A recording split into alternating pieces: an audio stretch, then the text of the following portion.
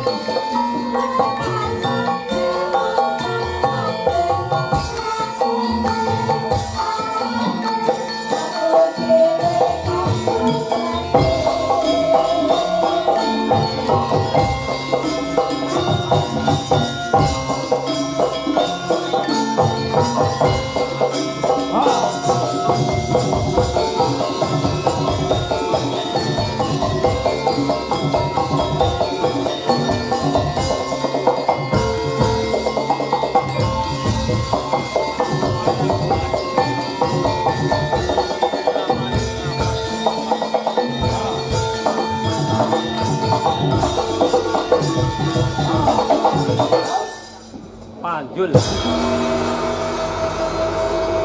Terima kasih.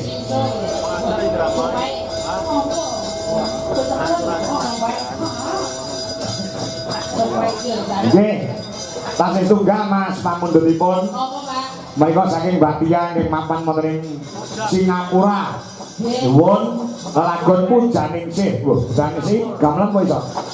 Bisa ya? Nah. Ingkang nyekar Mbak Tatin. Kagem Mbak Tatin wonten arta 200.000 matur sembah nuwun. Nggih Pak sehat walafiat sungkem Tia saking Singapura. Nggih, matur nuwun. Nah. Ya, ben apa? Ya gamelan.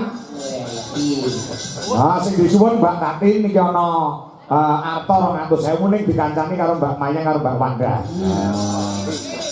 Yo. Wong telu. Disuwun yuk, mari